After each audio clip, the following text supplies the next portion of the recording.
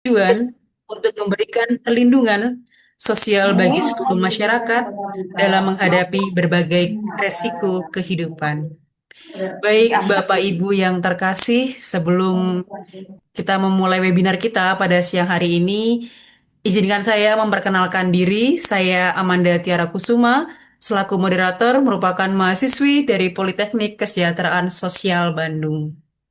Baik Bapak Ibu, tanpa berpanjang lama lagi, sebelum kita memulai acara webinar kita pada siang hari ini, izinkan saya menyapa Bapak Ibu sekalian dengan sebuah pantun, nanti tolong dibantu dicakepkan ya Bapak Ibu. Baik, burung merpati terbang ke utara, hinggap sejenak di dahan cemara. Mari kita Cakep. buka acara dengan sukacita, menimba ilmu demi kesejahteraan bersama. Baik, Cakep. Bapak Ibu yang terkasih, pada siang hari ini narasumber hebat kita, Bapak Dr. Imron Rosadi Esos MSI telah bergabung bersama kita dalam layar Zoom ini. Mohon izin Bapak Imron, saya akan memaparkan kurikulum vitae dari Bapak Imron.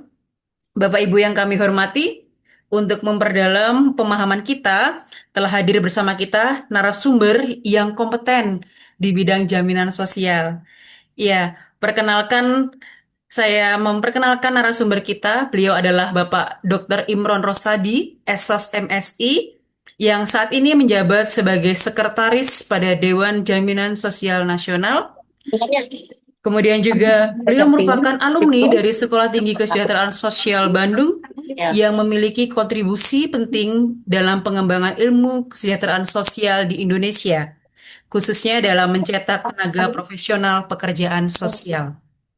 Beliau juga menempuh pendidikan di bidang ilmu sosial hingga meraih gelar doktor di Universitas Indonesia, yaitu pada jurusan sosiologi, yang menjadi dasar kuat dalam analisis rumusan kebijakan perlindungan sosial. Dalam perjalanan profesionalnya, beliau telah mengikuti berbagai pendidikan dan pelatihan di bidang jaminan sosial, kebijakan publik, serta tata kelola pemerintahan. Beliau juga memiliki pengalaman dalam jabatan strategis yang berkaitan dengan perumusan dan juga pengawasan kebijakan jaminan sosial nasional. Atas dedikasinya, beliau dipercaya terlibat dalam berbagai forum nasional maupun internasional yang membahas isu kesejahteraan sosial, sistem jaminan sosial, dan pembangunan berkelanjutan. Dalam kiprahnya, beliau secara konsisten mendorong penguatan literasi jaminan sosial serta perluasan cakupan kepesertaan sebagai bagian dari upaya mewujudkan kesejahteraan sosial yang inklusif. Baik, Bapak Ibu yang terkasih, demikian pemaparan CV singkat yang dapat saya paparkan tentang narasumber hebat kita pada siang hari ini.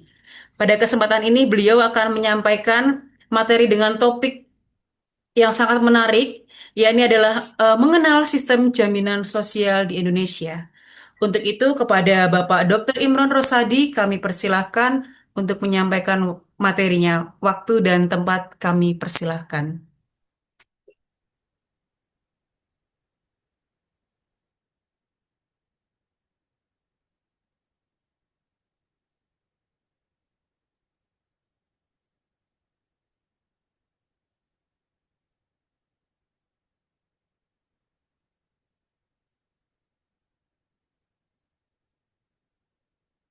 Baik, Bapak Imron.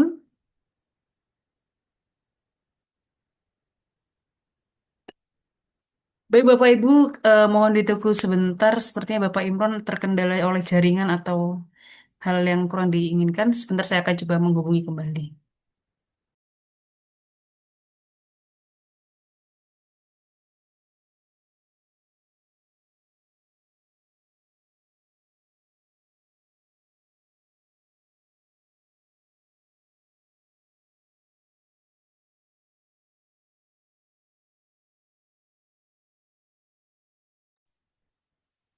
Sudah mulai ya?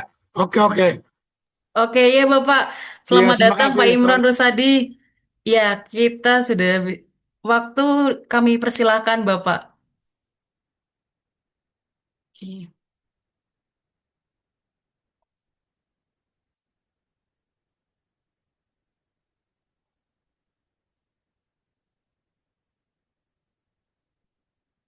Ya, Bapak.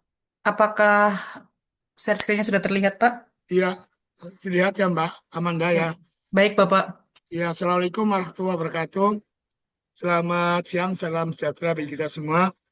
Saya merasa terapresiasi dan berterima kasih kepada panitia, terutama Ibu Mulyati yang atas nama Sekolah Inovasi Peksos mengundang saya kesempatan Jumat di tanggal 5 Zulhijjah ini atau bertepatan dengan 22 Mei ini untuk sama-sama berbagi ilmu dan pengalaman serta berbagi kesan dan pesan terkait dengan apa yang disebut sebagai sistem jaminan sosial nasional.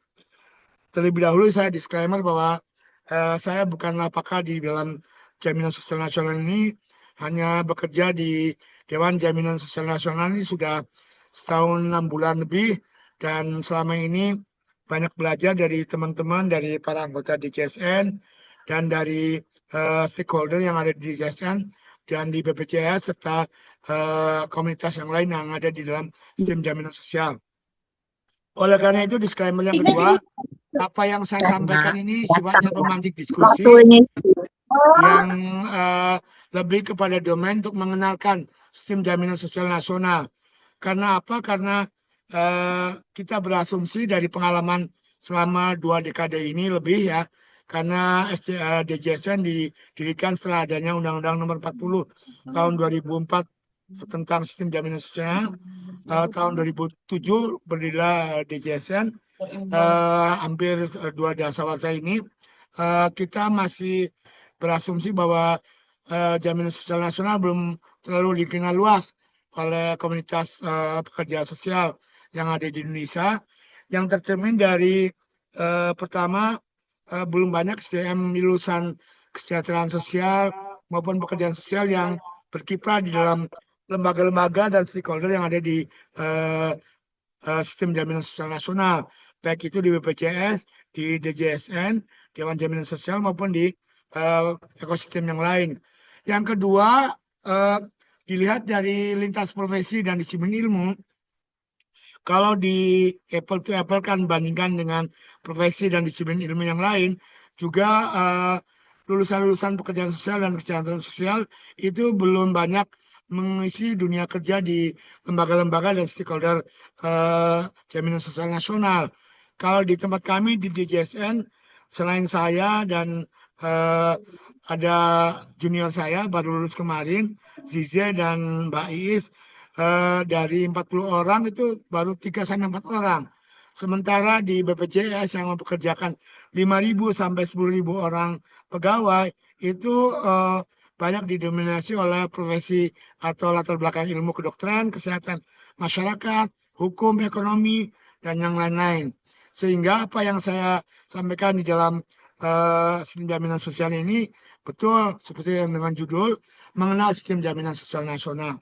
Jadi namanya mengenal, kita akan kenalkan beberapa isu penting yang nanti bisa menjadi bahan diskusi bagi kita semua.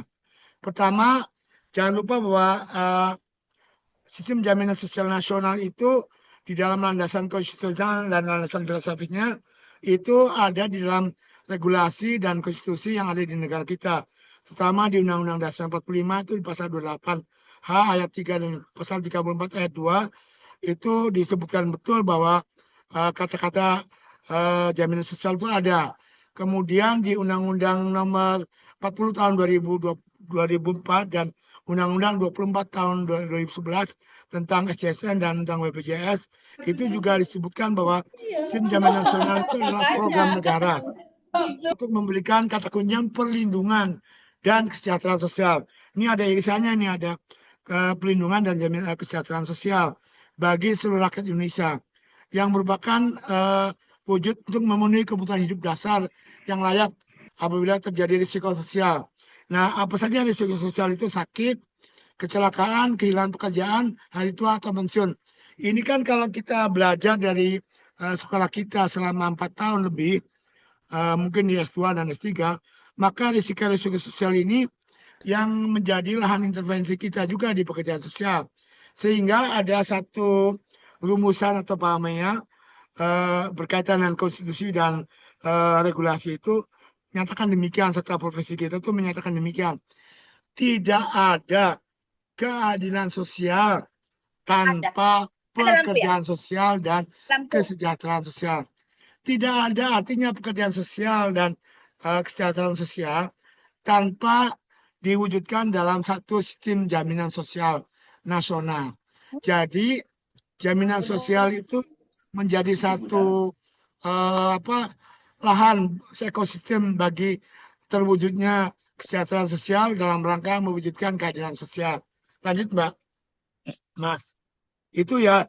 Jadi kita punya satu kekuatan nih teman-teman pekerjaan sosial bahwa kita punya domain yang erat kaitannya dengan pekerjaan sosial itu karena di dalam perlindungan sosial itu wujudnya dua, wujudnya bantuan sosial dan wujudnya jaminan sosial.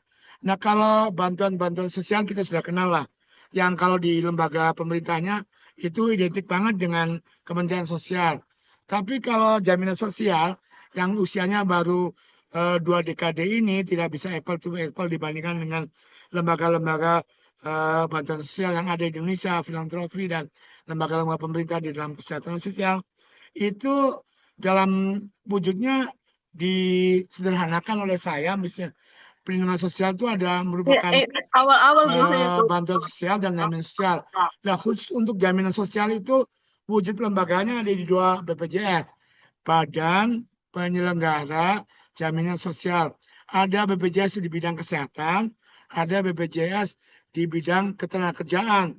Karena fungsinya dua BPJS itu dalam rangka mewujudkan perlindungan sosial untuk seluruh rakyat Indonesia, untuk melindungi, mencegah, mengurangi, menangani risiko dan tantangan sepanjang hayat tuh.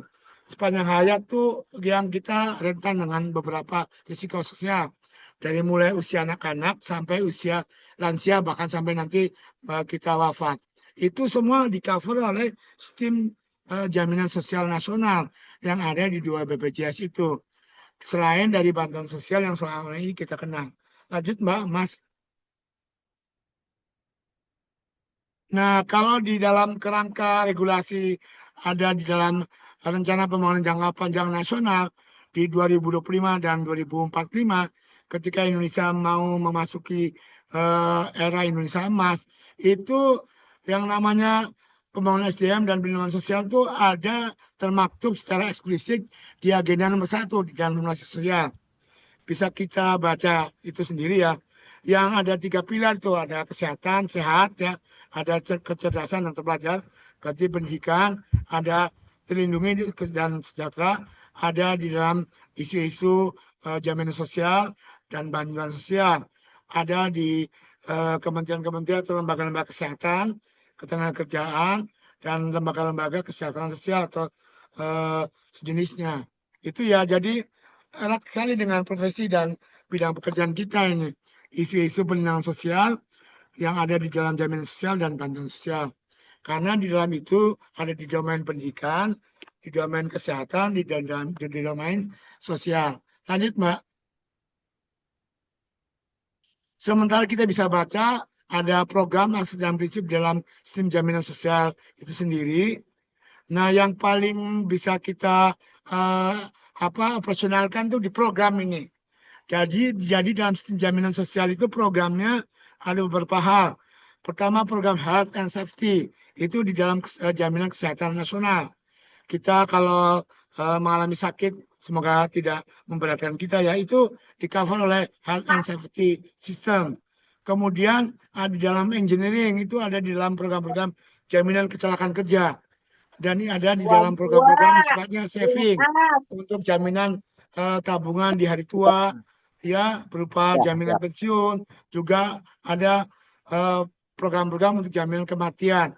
Serta yang paling terasa sekarang itu Mbak Mas yang baru lulus atau kita sudah berkarir sebagai pekerja, sebagai pegawai, sebagai wirausahawan lebih dari 10 tahun sampai 40 tahun ini adalah jaminan kehilangan pekerjaan.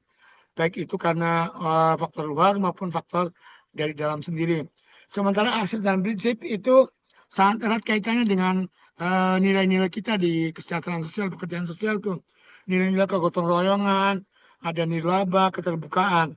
Satu hal yang membedakan sistem jaminan sosial Indonesia dengan di tempat lain, di negara lain, dan sistem jaminan sosial yang sifatnya nasional ini dengan sistem jaminan sosial yang sifatnya swasta, itu adalah asas kegotong royongannya. Jadi kita menjadi peserta atau anggota BPJS Kesehatan dan BPJS Ketenagakerjaan dengan membawa iuran, meskipun kita tidak sakit, meskipun kita tidak mengalami kecelakaan kerja, tapi kegotong royongan itu berlaku karena kita membantu atau menolong saudara-saudara kita yang mendapat jaminan kesehatan dan jaminan ketenagakerjaan seperti itu. Kemudian ada nilai atau prinsip yang lain seperti akuntabilitas, kehati-hatian, kepesertaan wajib dan dana amanat. Nah, ini di dalam dana amanat ini kita atau rakyat Indonesia sekitar 198 juta itu kalau menjadi peserta jaminan sosial semua itu berarti ada dana masyarakat yang disetorkan sebagai peserta baik di BPJS Kesehatan maupun di BPJS Ketenagakerjaan yang kalau dijumlahkan itu nilainya sekarang Mbak Mas ya dan Bapak Ibu sekalian nilainya sepertiga sendiri dari APBN kita yang jumlahnya 3.000 triliun. Jadi dana kepesertaan masyarakat dan dana amanat itu ditambah dengan subsidi dari APBN sekitar 70 triliun per tahun itu luar biasa besarnya. Sehingga di dalam rangka pengelolaan sistem jaminan sosial nasional ini kita sebagai masyarakat profesional, sebagai latar belakang pekerjaan sosial dan ketenagakerjaan, kesejahteraan sosial maksud saya, itu mempunyai panggilan profesi dan panggilan hati untuk mengamankan sama-sama dan mengoptimalkan serta menjadikan pekerjaan sosial ini bisa berkontribusi dalam pengelolaan dana jaminan sosial nasional yang ada di BPJS Kesehatan dan di BPJS Ketenagakerjaan. Tetapi sayangnya di antara kita masih sedikit yang berkiprah di dalam itu.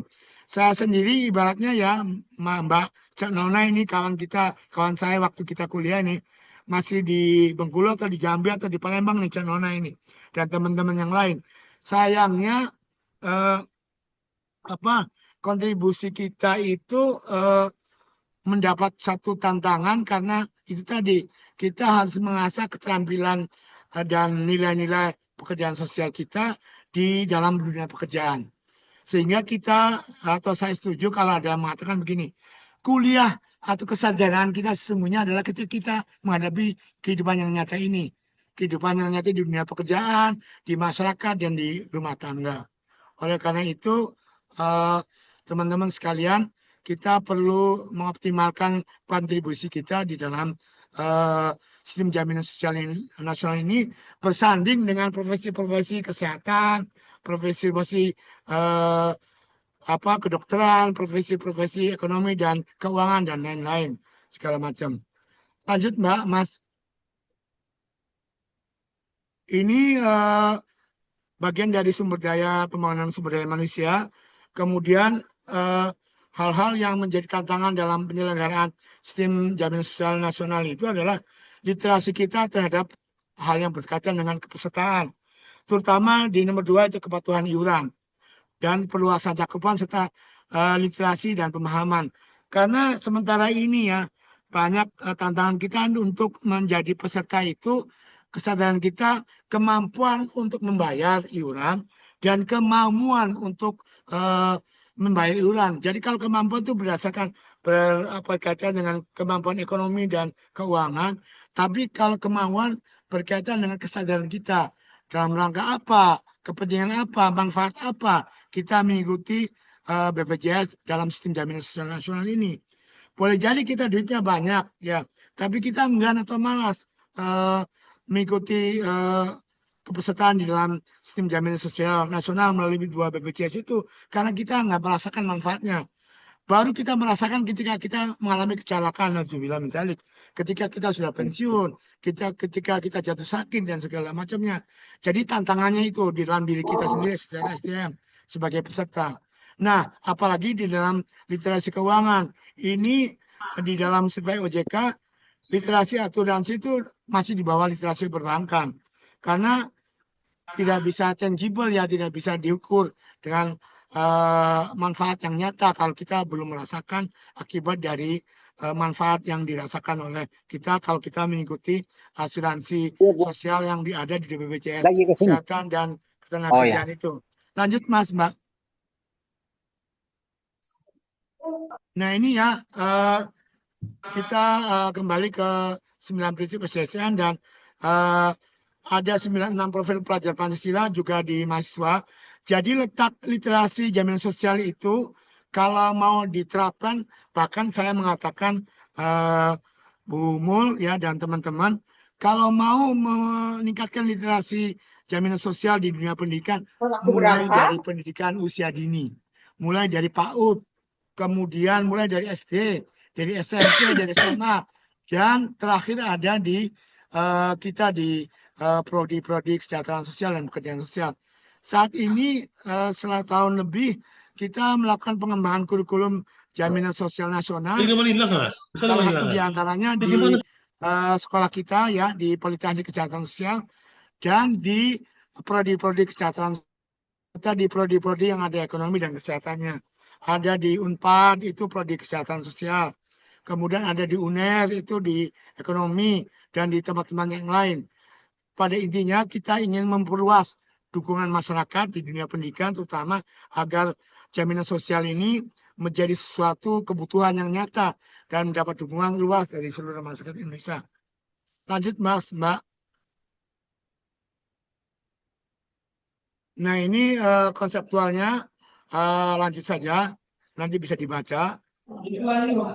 Ini juga lanjut saja karena tadi sudah saya singgung. Nah, kepesertaan di BPJS Kesehatan ini ada 2 BPJS kan, ada BPJS Kesehatan dan ada BPJS Ketenagakerjaan. Jadi pilar-pilar sistem jaminan sosial nasional dilihat dari institusinya dan dilihat dari kelembagaannya dan dilihat dari kepesertaannya ada di 2 BPJS, ada di 2 lembaga pengawas eksternal, kemudian ada di kementerian atau lembaga yang mengampu tentang sistem jaminan sosial nasional ini. Ada di Kemenko Pemberdayaan Masyarakat, ada di Kementerian Kesehatan, ada di Kementerian Sosial, ada di Kementerian Ketenagakerjaan, ada di Kementerian Keuangan. Karena isu kesehatan dan isu ketenagakerjaan yang diasuransi sosialkan ini, yang ada di dalam 2 BPJS itu nggak lepas dari isu-isu keuangan, di samping isu-isu kesehatan, ketenagakerjaan, dan sosial. Nah ini kepesertaannya kalau kita lihat sampai April 2026 itu mencapai 229 atau 79%. Ya, sementara ketidakaktifannya 11,2%. Itu signifikan sekali. Dari 229 peserta yang universal coverage itu ada 55 juta orang yang tidak aktif atau harus diaktifkan kembali. Dan sementara masih ada 2 juta sekian orang yang masih belum menjadi peserta. Jadi bisa kita kan memang 99%. Ada 280 juta. Tantangannya itu bagi kita sebagai orang yang sekolah di profesi, itu optimalisasi kita untuk menyumbangkan ilmu dan keprofesian kita sangat besar. Tidak melulu harus dianggap sebagai keinginan kita untuk menjadi pegawai di lembaga-lembaga kesejahteraan sosial dan jaminan sosial, tapi kita bisa menjadi sukarelawan atau profesional yang bekerja sama dengan rumah sakit, dengan organisasi pekerja, karena jumlah peserta di kesehatan saja 284 juta jiwa itu, dan ada nonaktif sampai 55 juta orang, sedangkan peserta aktifnya tinggal 229 juta orang ini. Bagaimana dengan ketenagakerjaan? Lanjut Mas, Mbak. Nah, ketenagakerjaan pesertanya relatif lebih sedikit. Hampir ada 47 juta lebih dari 280 juta orang Indonesia itu baru menjadi pekerja peserta BPJS Ketenagakerjaan, sistem jaminan sosial ketenagakerjaan. Nah, itu sebagian besarnya adalah pekerja yang menerima upah atau pekerja formal. dan sedikit saja yang menjadi pekerja bukan penerima upah atau pekerja informal. Tantangannya berat sekali ini. Dan dari eh, hanya 47 juta itu sedikit sekali yang peserta aktif dari jasa konstruksi. Sementara yang lebih banyak tadi itu jadi pekerjaan-pekerjaan formal kita di pekerjaan-pekerjaan di pabrik, di pekerjaan-pekerjaan yang ada perusahaan dan segala macamnya. Nah, itu baru mencakup 30% lebih dari jumlah angkatan kerja yang di Indonesia itu menjadi peserta BPJS Ketenagakerjaan. Itu tantangannya ya. Teman-teman, sekarang kita hitung lulusan sekolah pekerjaan sosial baik di menengah maupun di S1, S2, S3 itu ada berapa? Mungkin ada ratusan ribu, baru ratusan ribu. Yang berkiprah di dalam dua domain ketenagakerjaan dan kesehatan ini berapa? Dibandingkan dengan jumlah peserta yang mengikuti atau jumlah masyarakat penduduk yang mengikuti BPJS Ketenagakerjaan maupun BPJS Kesehatan. Itu tantangannya berat sekali. Lebih berat daripada jumlah dokter dibandingkan dengan jumlah penduduk Indonesia yang ada. Lanjut. Nah, ini realisasi dan berhasil kepesertaan program JKN bisa dibaca sendiri di sebelah kanan itu berkaitan dengan kondisi ketenagakerjaan, kemudian secara konstitusional bagaimana RPJM memetakan itu. Ya, ininya di RPJM itu peserta aktif BPJS Ketenagakerjaan itu 43%, Mbak. Tetapi yang terrealisasi sampai 2024 baru 31,81%. Itu banyak nyomplangnya berarti ya. Dan dari jumlah itu banyak pekerja di pekerja formal. Sementara tukang lotek, ya pedagang asongan, pekerja-pekerja informal dari sektor Gede banget ya. tradisional, ya pekerja-pekerja Kegedean. seni dan lain sebagainya, termasuk juga orang-orang yang bergerak di bidang industri rumahan itu sangat sedikit sekali yang menjadi peserta BPJS Ketenagakerjaan. Faktornya apa? Itu tadi dua. Faktornya kemauan untuk menjadi pekerja, untuk menjadi peserta maksudnya, dan kemampuan. Nah, faktor kemampuan itu hitung-hitungannya adalah berapa uang yang kita bisa sisihkan untuk membayar iuran. Itu menjadi tantangan kita semua. Lanjut, Mas, Mbak. Ini pendapatan iuran. Saya bisa menyimpulkan bahwa dari sektor BPJS Ketenagakerjaan dan dari BPJS Kesehatan itu iuran yang terima kalau dilihat dari angka-angkanya luar biasa besarnya itu 176 triliun lebih. Tetapi dari beban jaminan yang dibayarkan kepada rumah sakit untuk biaya-biaya kesehatan, merawat orang sakit itu 190 triliun. Dari mana selisih lebih dan kurangnya itu? Intervensi pemerintah lewat dana jaminan sosial dan lewat APBN lah yang membantu untuk seperti itu. Seperti yang saya katakan tadi, per tahunnya sekitar 70 triliun lebih uang APBN dikeluarkan untuk membantu masyarakat dalam rangka memenuhi kesehatannya lewat pelayanan yang disupport oleh BPJS Kesehatan. Sementara di BPJS Ketenagakerjaan dengan berbagai macam jaminan tenaga ada jaminan hari tua, jaminan kehilangan pekerjaan, jaminan kecelakaan kerja, jaminan pensiun dan segala macamnya, iurannya baru 113 triliun lebih. Sementara beban jaminannya masih 68. Ini berbeda dengan kesehatan. Masih relatif kecil, 68,24 triliun. Nah, bagaimana kelebihannya itu? Nah, itu tantangan kita. Sementara ini dua BPJS itu melakukan upaya-upaya untuk menginvestasikan dana yang ada atau mengoptimalkan dana yang ada, terutama di BPJS Ketenagakerjaan itu mungkin untuk pasar saham, untuk properti dan sebagainya. Itu juga butuh keterlibatan kita untuk profesi pekerjaan sosial asesmen ya, hal-hal apa yang bisa digunakan untuk investasi kepada masyarakat yang bisa dirasakan sekali oleh masyarakat untuk modal usaha maksudnya. Apakah kita sudah banyak yang mengerti tentang ekonomi program sosial seperti itu dan lain-lain sebagainya. Lanjut. Ini tantangan yang tadi sebagian sudah saya sampaikan, saya ulangi lagi, ada 3 tantangan. Yang paling konvensional, kepatuhan membayar itu. Ini tidak berkaitan dengan kemampuan membayar, tapi kepatuhan.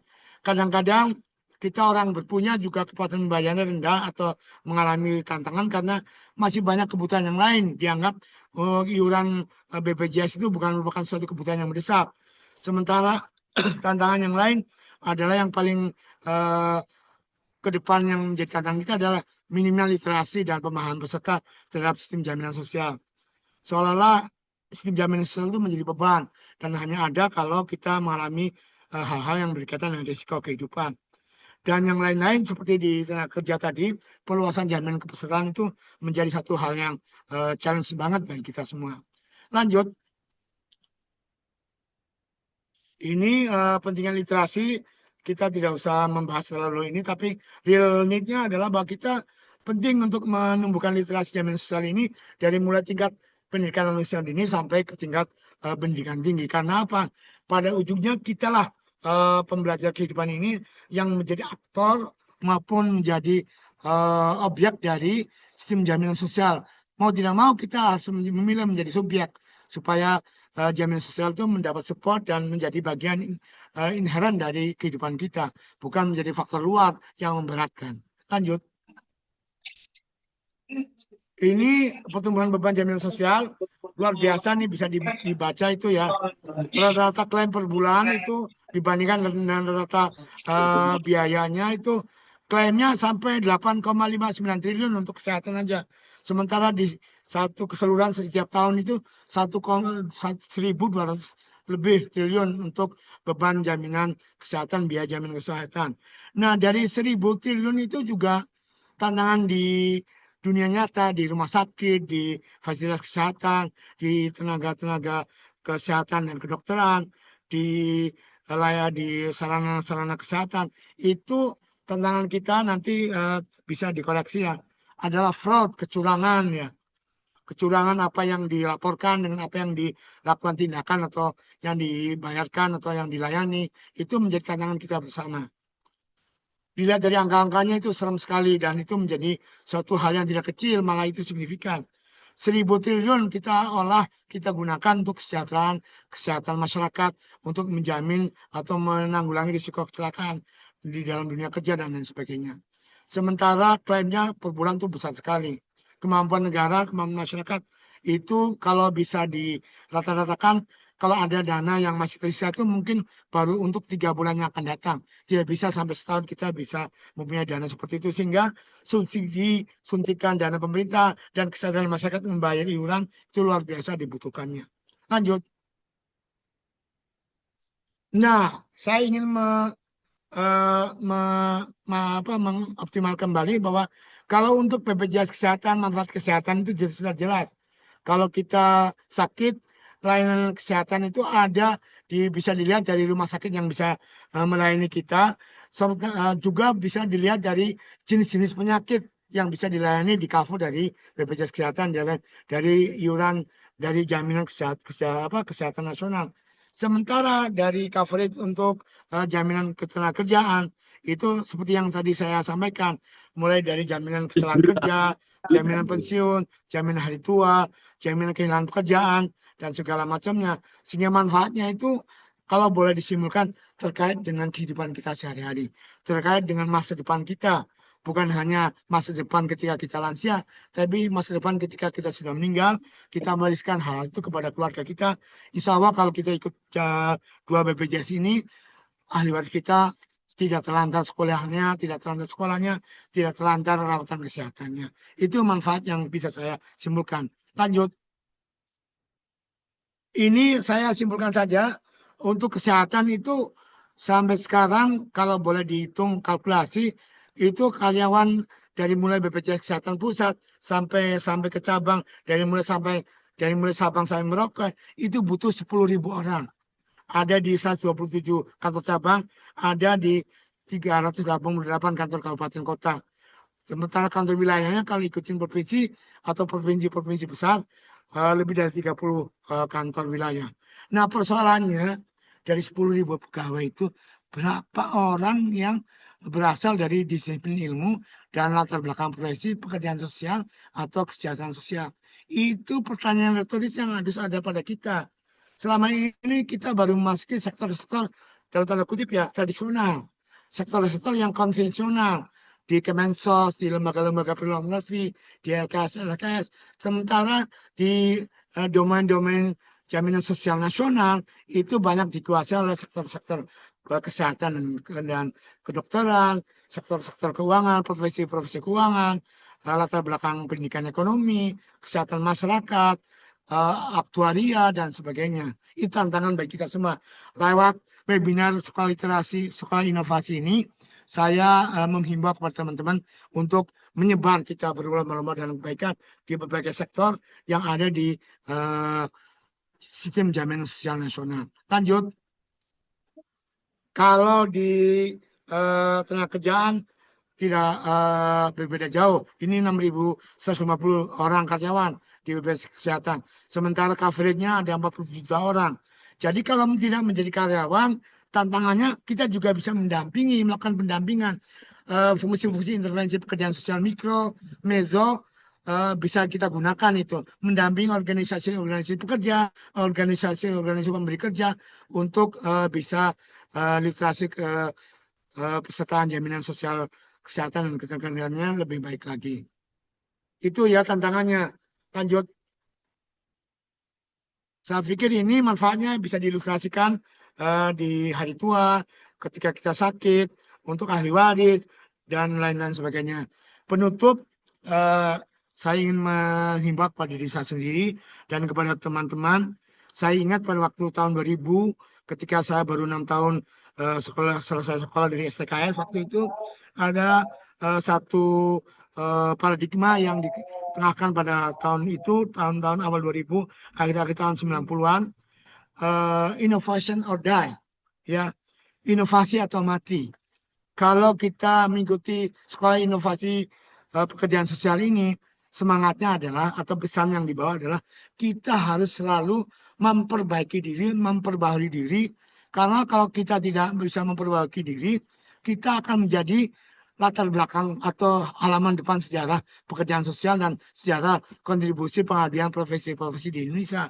Kalau kita tidak memperbaharui diri, menginovasi diri dengan ilmu, ya, dengan pengalaman kerja, dengan nilai-nilai sikap yang asertif di dunia kerja dan di masyarakat, kita hanya akan menjadi menara gading dan ilmu kita tidak bermanfaat. Yang terakhir, saya ingin memotivasi juga. Saya ingat semboyan kita, pameo kita, seperti yang ada di Sekolah Inovasi Pekerjaan Sosial itu adalah help themselves, ya, help the people to help themselves. Nah, saya tambahkan bukan hanya help the people to help themselves, tapi help ourselves, ya, help ourselves supaya kita tidak terkena risiko-risiko kehidupan yang tidak ada jaminan sosial nasionalnya. Salah satu jalan keluarnya adalah kita menjadi peserta dari sistem jaminan sosial nasional yang ada di Badan Penyelenggara Jaminan Sosial Kesehatan dan Ketenagakerjaan, dengan menjadi peserta dan mau serta mampu membayar iuran. Kalau kita sehat, kita baru bisa membantu orang lain. Jadi kesehatan itu murah, sementara kesakitan itu, kalau kesakitan itu mahal. Kalau kita tidak celaka itu ringan, tapi kalau kita sudah celaka, hari tua kita kebelangsak, kita masa depan pensiun kita tidak ada dana yang cukup, itu adalah masa depan yang suram. Terima kasih, mudah-mudahan ini menjadi pemantik diskusi. Yang selanjutnya Mbak Amanda, saya serahkan kembali kepada protokol. Di peserta kalau tidak salah ada kawan-kawan saya yang juga menjadi tenaga ahli di kami dihidupin dulu Dewan videonya gitu. Jaminan Sosial Nasional. Mudah-mudahan bisa membantu nanti memantik diskusinya. Kami bekerja di Dewan Jaminan Sosial, satu lembaga non-struktural yang berdiri tahun 2007, yang menjadi pengawas eksternal dari dua BPJS itu, yang fungsi dan wewenangnya menjadi, selain menjadi pengawas, menjadi inisiator dari regulasi-regulasi yang terkait dengan jaminan sosial nasional. Kami melapor langsung kepada Presiden dan bekerja sama dengan kementerian-kementerian teknik yang ada. Tercermin dari keanggotaan kami, ada 15 orang anggota di JSN itu, 6 orang dari unsur tokoh masyarakat, 5 orang dari kementerian atau lembaga pemerintah, ada Kementerian Sosial, Kesehatan, Keuangan, Ketenagakerjaan, dan Kementerian Koordinator. ada Kementerian Koordinator Pemberdayaan Masyarakat sekarang menjadi pengampu kami. Serta ada 4 orang yang dari unsur pekerja. 2 orang dari pemberi kerja dan 2 orang dari unsur pekerja, asosiasi pekerja. Bayangkan tantangannya dan repotnya kami. 15 orang anggota Dewan Jaminan Sosial Nasional itu harus bisa mengamankan dana 1.000 triliun lebih dengan 2 BPJS yang mempekerjakan sekitar 10.000 lebih satu BPJS atau 5.000 lebih di BPJS yang lain. Luar biasa, sehingga tanpa ada kontribusi, ada keterlibatan masyarakat, keterlibatan profesi, itu kita akan bahasa Semarangnya kepondal-pondal atau akan keteteran, akan ketinggalan. Terima kasih. Assalamualaikum warahmatullahi wabarakatuh. Baik, terima kasih banyak kepada Bapak Dr. Imron Rosadi Esos MSI. Kita Saya berikan bukan dokter Mbak Amanda, saya dokter Mbak. iya Pak Dokter, Iya, Pak Dr. iya, Imron Rosadi. Baik, iya. terima kasih. Mohon maaf Bapak. Baik, kita berikan aplaus melalui reaksi kita Bapak Ibu yang terkasih Silakan. Makasih Mbak. atas permataran materi yang sangat komprehensif dan juga insightful mengenai sistem jaminan nasional. Baik Pak Imron, ada satu pantun Pak buat Bapak pada siang hari ini Pak. Nanti bantu Siap. dicantumkan ya Pak. Iya, Burung merpati terbang ke awan, iya, Well, hinggap sebentar di dahan cemara. iya, well, Paparan Bapak sangat mencerahkan, iya. menambah well, wawasan bagi kita semua. Weh, cakep ya. well. Saya Baik, juga punya pantun nih Mbak Amanda. oh baik boleh Pak, boleh Ya, Pak. iya. Ke pasar Senen beli durian. Cakep. Ya, pekerjaan sosial merupakan profesi yang keren. Yeay, luar biasa. Baik, ininya Pak lagi Imron, pada kesempatan siang hari ini sepertinya Saya memunculkan diri ya Mbak Amanda ya. Tadi baik saya lupa. Bapak. Iya, Pak, pada kesempatan siang hari ini sudah banyak antrian nih Pak yang sangat penasaran dengan dan juga ada pertanyaan untuk Bapak. Yang pertama kita akan mulai dari Bapak Agus Elia terlebih dahulu Pak. Ya, kepada Bapak Agus Elia kami persilahkan. Mohon maaf Pak, belum. Oke, baik Pak Agus, dipersilahkan. Silakan Pak Agus, silakan. Masih mute Pak Agus, masih Pak mute. Agus, mohon maaf suara belum terdengar. Harapan gitu. Saya cabut ininya headset. Sudah ada terdengar? Ya, baik Terdengar Pak Pak Agus. Agus. Makasih. Baik, terima kasih Mbak Amanda yang sudah memandu acara ini dan kemudian yang saya banggakan, yang saya hormati Dr. Imron Rosadi, salam sejahtera, Sekarang Pak Agus sehat, ketemu lagi. sukses selalu. Hari ini saya mendapat penjelasan yang luas dan dalam dari Pak Dr. Imron Rosadi, yang kalau diibaratkan seperti samudra ilmu ini. Luar biasa nih, walaupun sudah mengenal BPJS. Dr. Imron, terima kasih tadi memaparkan dengan begitu cepat, walaupun banyak materinya, menandakan penguasaan yang penuh nih ya. Cuma saya mohon izin menanggapi tentang paparan itu dalam bahasa saya. Siap. Bahwa SJSN atau Sistem Jaminan Sosial Nasional dibagi dua dengan wujud nyata BPJS Kesehatan dan Ketenagakerjaan itu Pak. Betul. Nah, kemudian yang saya tertarik adalah BPJS Ketenagakerjaan yang di dalamnya ada jaminan kecelakaan kerja, kemudian hari tua, pensiun, kematian, dan kehilangan kerjaan. Ini seolah-olah menggugah kami para seniornya, termasuk nanti Pak Udi dan Pak Okton, kami senior. Yang lansia lah tentu penting untuk kesehatan, hari tua, pensiun, seolah-olah ini untuk senior semua Pak Imron nih. Kesannya nih. Maka yang nanya pun senior semua nih. Bukan senang istri orang Pak Imron nih seniornya. Ya.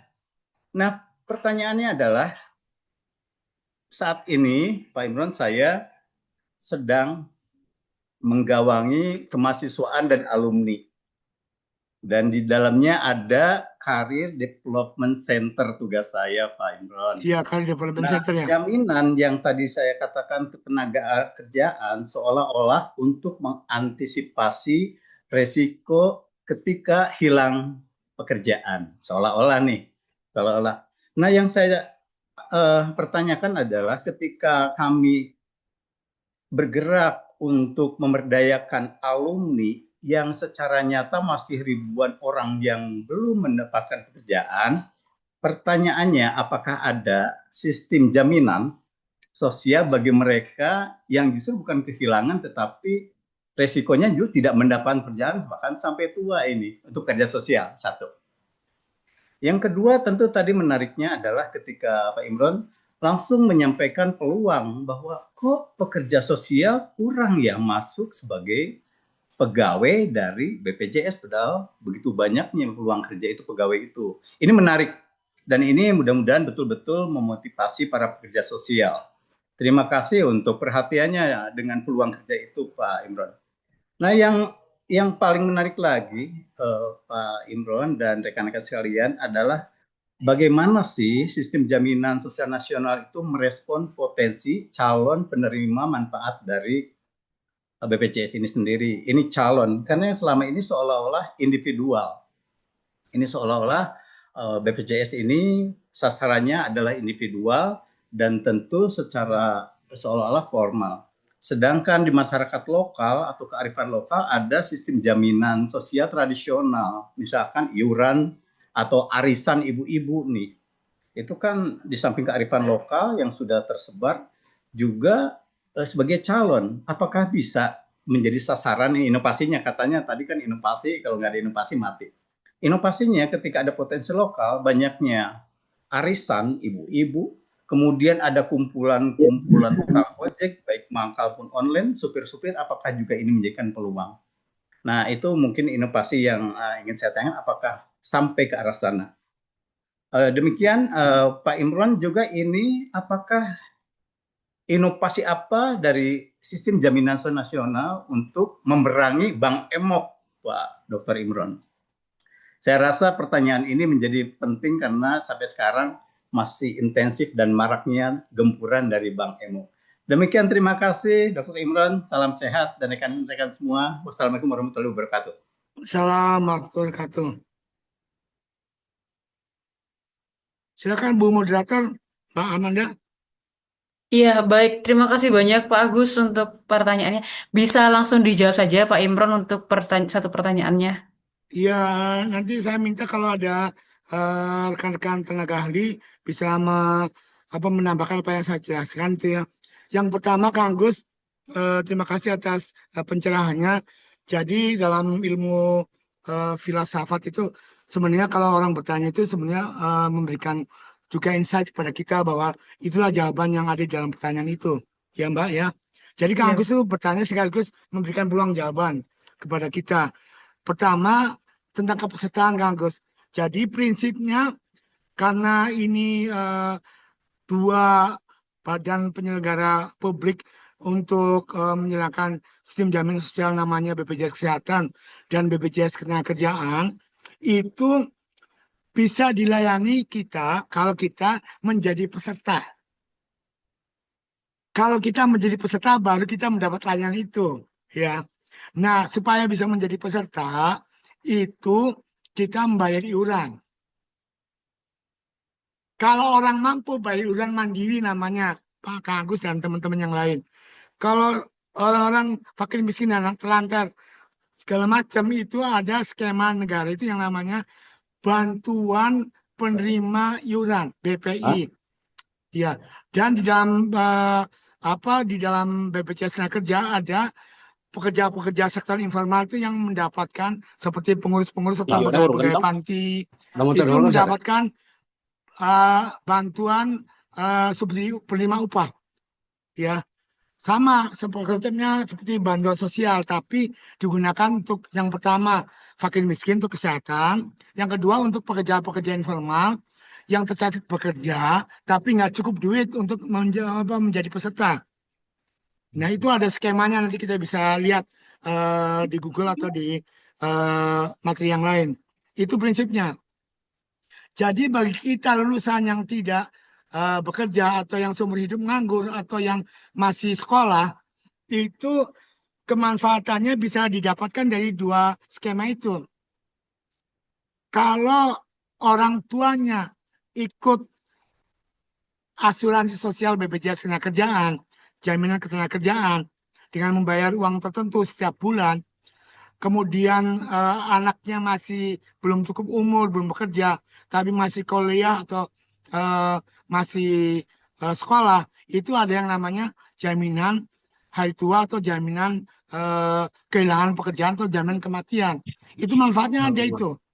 Ya, tapi kalau ujuk-ujuk kita mendapatkan jaminan kesehatan, kemudian jaminan ketenagakerjaan, ya tidak bisa kecuali tadi itu dua skema itu, bantuan penerima iuran sama subsidi eh, bantuan upah bagi pekerja-pekerja informal. Itu ya jawabannya itu. Jadi dimanapun yang membedakan asuransi sosial di BPJS 2 ini dengan asuransi komersial, salah satunya ada dibedakan di prinsip atau nilai tadi itu. Kegotong royongan. Tadi lihat berapa dana masyarakat yang terkumpul, 1.000 triliun lebih, 70 triliun subsidi pemerintah dana jaminan sosial per bulan. Sementara tanggungannya itu setiap tahun itu lebih dari apa yang dibayarkan oleh masyarakat. Jadi tantangannya, jadi lebih banyak yang sakit yang membutuhkan layanan kesehatan yang dibiayai oleh BPJS Kesehatan daripada uang yang masuk. Itu tantangannya. Jadi tantangan utama adalah pada literasi atau pemahaman terhadap itu dan kemampuan untuk membayar. Nah, yang kedua, oleh karena itu asosiasi profesi saya menghimbau ya bisa katakanlah apakah membuat MOU dengan dua BPJS itu atau dengan DJSN untuk memperluas kontribusi, salah satu yang ditanyakan yang kedua oleh Kang Agus tadi itu dengan skema-skema tradisional, dengan cara-cara pembayaran iuran yang bisa mengalahkan bank tetit atau bank titil tadi itu atau apa ijon atau yang memberatkan masyarakat itu tadi. Nah, itu sedang dikembangkan oleh BPJS dan kami di DJSN sedang mengembangkan skema supaya iuran-iuran itu di samping digital juga mengakomodasi variasi-variasi lokal yang tadi itu. Apakah lewat arisan pengajian, tapi ini yang baru bisa diwujudkan adalah asuransi syariah. Lewat asuransi syariah. Itu baru dicobakan di NTB dan di Banda Aceh. Nah, ini mana kita menunggu masukan-masukan dari profesi pekerja sosial, dari Sekolah Inovasi Pekerja Sosial, agar skema-skema kearifan lokal ini bisa masuk. Audiensikan dengan direksi BPJS Ketenagakerjaan Kesehatan untuk bisa memperluas ini. Audiensi dengan anggota Dewan DJSN dalam tanda kutip aji mumpung yang baik, mumpung ada saya, mumpung belum pensiun, mumpung ada beberapa orang alumni Sekolah Pekerjaan Sosial yang berkiprah di situ. Kita akan memberi jalan kalau kita dalam rangka memperluas cakupan kepesertaan, memperluas manfaat, sama skema itu tadi Kang Agus. Jadi mudah-mudahan 3 pertanyaan ini baik secara eksplisit dan implisit bisa dijawab. Yang penting kita membuka diri untuk inovasi baik dari cakupan kepesertaan, skema bayar, maupun inovasi dalam rangka memperluas manfaat tadi itu. Secara teknis teman-teman bisa membuka lamannya BPJS Ketenagakerjaan, BPJS Kesehatan, dan DJSN untuk mengklarifikasi apa yang kita diskusikan pada sore ini. Silakan Mbak moderator, Mbak Amanda, saya kembalikan ke moderator. Tapi kurang lebihnya seperti itu. Barangkali ada kawan-kawan tenaga ahli di Dewan Jaminan Sosial Nasional yang sempat hadir ini, saya berikan kesempatan untuk menambahkan atau barangkali bisa memperkuat penjelasan saya atas 3 pertanyaan dari Kang Agus yang tadi disampaikan itu. Silakan, Baik. ada nggak? Terima kasih banyak Pak Imron atas feedbacknya. Ya, bagaimana Pak Agus dari pemaparan yang disampaikan oleh Pak Imron juga sangat sangat jelas ya Pak Agus ya, bisa dipahami dan juga sangat runtut begitu ya Pak Agus. Ya, baik. Terima kasih banyak Iya, Pak Imron. Kita Ya, akan beralih ke penanya kedua kepada ada Pak Okto ya, ada Pak Okto Bapak ya. Okto. Kepada Bapak Okto Silakan Pak kami Okto. persilahkan. Salam kenal Pak Okto. Ya, terima kasih. Assalamualaikum warahmatullahi wabarakatuh. Salam warahmatullahi wabarakatuh. Salam kenal Pak Pak Imron, pekerja sosial Kabupaten Tegal. Oh. Ini sangat menarik Pak terkait dengan materi ini karena kami di Dinas Sosial kebetulan di bidang kami ya bidang perlindungan jaminan sosial Ya, itu hampir eh, menangani kegiatan ini. Terkait yang pertama untuk PBI Jaminan Kesehatan Nasional ya yang memang setiap hari permasalahan yang terkait dengan penonaktifan PBIJK yang lumayan pada saat ini sedang dilakukan ground checking oleh teman-teman pendamping PKH. Nggih. Tetapi kami tidak yang ini karena sudah by system ya tidak kami tanyakan. Tetapi yang terkait dengan yang kedua jaminan sosial ketenagakerjaan ya khususnya apa bagi pekerja rentan ini memang sangat ini ya masif terkait dengan dari PP Jam Sostek yang terkait dengan bagaimana optimalisasi. Tapi memang saya melihat banyak kendala yang khususnya untuk Jam Sostek khususnya pekerja rentan ini. Saya melihat kenapa pekerja rentan ini justru kami dari dinas sosial ya atau beberapa dinas sosial itu menangani kegiatan ini yang notabene semestinya ketenagakerjaan itu bidang ketenagakerjaan atau dinas ketenagakerjaan. Tetapi begitu banyak pembahasan ini ternyata ada regulasi yang memang kita terbentur regulasi terkait dengan tidak ada regulasi yang mengatur pekerja informal ya. Sementara ketenagakerjaan itu hanya menangani pekerja formal. Jadi untuk pekerja rentan kaitan dengan jaminan sosialnya itu belum mengatur secara jelas. Ini juga ada perbedaan yang terkait dengan ketika jaminan kesehatan itu ada PBI ya, penerima bantuan iur. Tetapi untuk pekerja rentan jam sostek yang hanya dua, yang manfaatnya dua kecelakaan kerja dan jaminan kematian itu yang manfaatnya besar, tetapi tidak diatur pemerintah misalnya menjamin ya khususnya untuk pekerja rentan itu ada anggaran yang hampir sama dengan PBIJK ini. Mestinya seperti itu. Jadi upaya optimalisasi hanya sebatas instruksi presiden, tetapi tidak dibarengi dengan misalnya ada regulasi yang mengatur berapa persentase UPJ ya universal jam sostek ini bisa mampu untuk eh, melayani pekerja-pekerja rentan ya yang mandiri di wilayah Kabupaten Tegal atau untuk penerima jam sostek ini. Itu saja, Pak. Jadi bagaimana regulasi ini untuk mengatur pekerja sektor informal ini, apakah memang ada atau bagaimana upaya optimalisasi terhadap jam sostek khusus pekerja rentan? Karena banyak yang eh, pekerja rentan ini hampir ikut tapi mandiri, Pak. Misalnya dari peserta PKH itu mereka disosialisasikan mau untuk mandiri, tetapi ini kan perlu ada perhatian pemerintah terhadap itu. Mungkin itu saja, Pak. Terima kasih. Wassalamualaikum warahmatullahi wabarakatuh. Assalamualaikum warahmatullahi wabarakatuh. Baik, terima Dijawab kasih langsung banyak, atau gimana Mbak Pak Amanda? Okto. Iya, Jawab tadi langsung atau gimana? yang dimaksud Pak Okto tadi terkait tentang optimalisasi dari BPJS Ketenagakerjaan, Ya, Pak. untuk pekerja Seperti rentan. bagi Ya, para Pekerja pekerja rentan. rentan seperti itu, Bapak. ya, Dipersilakan, Pak Regulasinya Imron. seperti itu. Ya, siap. ya. Pertama kita meluruskan dulu beberapa peristilahan yang kadang-kadang di pemerintahan itu yang tadi disampaikan oleh Pak Okto menimbulkan kendala karena nggak ada regulasinya ya, Pak ya. Betul. Karena di dalam ya asuransi apa dalam jaminan ketenagakerjaan itu yang ada dikenal cuma dua kategori saja, yaitu Ya, pekerja penerima upah dan pekerja bukan penerima upah. siap. Ya. Oke. Nah, apakah pekerja informal, pekerja formal seperti Oke. yang kita kenal, kemudian pekerja rentan itu masuknya ke apakah itu fakir miskinnya Iya, ataukah orang-orang yang mendapatkan bantuan penerima apa bantuan penerima iuran gitu ya. iya, siap. Nah, sekali lagi karena prinsipnya asuransi sosial itu tetap ada kepesertaan, maka sebenarnya skema negara itu betul harus ada keberpihakan. Undang-undang Oke. dasarnya udah jelas, pasal 34. Betul.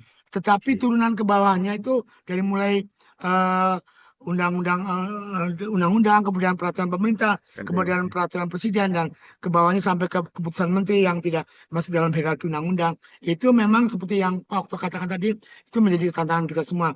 Tapi satu hal yang sedang kami rintis karena salah satu anggota salah seorang anggota DJSN itu, salah seorang petinggi di Kementerian Tenaga Kerja, salah seorang dirjen, maka beberapa regulasi yang sedang kita godok kemarin sebagai hadiahnya Hari Buruh Internasional itu, kita membuat satu regulasi bantuan Undang. sosial bagi misalnya pekerja rumah tangga. Oh Ya, iya. kemudian ada bantuan hari raya atau apa, yang itu sebenarnya skemanya juga melibatkan BPJS Tenaga Kerja.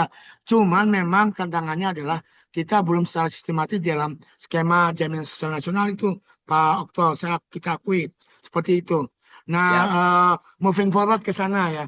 Persoalannya mungkin dua hal, Pak Okto. Pertama, Siap. isu-isu kelembagaan, ya. Yang kedua adanya apa? Adanya eh, apa regulasi yang tidak harmoni itu perlu diharmonikan lagi Tuh. supaya tidak saling bertabrakan. Nah, kalau kita bertabrakan itu jangan sampai kita yang aparat negara ini malah dituntut di muka pengadilan karena kita menjalankan ketentuan yang salah atau tidak ada ketentuannya. Itu Iya. resikonya kita sebagai pegawai negeri, Pak Okto.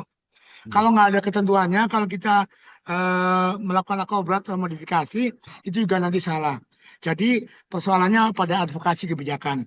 Kalau kita dulu di sekolahan di Dagon 367 itu advokasi kebijakannya yang kurang ini. Ya, Betul. makanya perlu turun tangan dari profesi dan sekolah inovasi pekerjaan sosial ini untuk memberikan masukan seperti itu. Kemarin kami menangani pengaduan dari pekerja-pekerja lembaga kesehatan sosial. Katakanlah saya sebutkan saja SOS Desa Taruna ya. Jadi Iya. para aktivis-aktivis SOS Desa Taruna itu, SOS Children Village itu mengalami kendala dikeluarkannya dari PBI karena oleh BPJS Ketenagakerjaan, konon kalau saya salah ini kan mereka harus bayar mandiri. Iya. Iya. Sementara selama ini karena mereka adalah aktivis sosial, orang-orang OSOS dapat Iya. bantuan, baik Iya. itu PBI maupun bantuan subsidi upah itu loh Pak, Iya. ya. Iya. Tapi kita terbentur pada peraturan. Kami dari DJSN melakukan advokasi itu, tapi tetap perlu waktu untuk menyesuaikan regulasi yang ada supaya kita tidak bertabrakan dengan aturan. Iya. Yang Siap. kedua, ini update informasi ya. Siap. Kami berkali-kali RDP dengan DPR Komisi 9 itu, 9.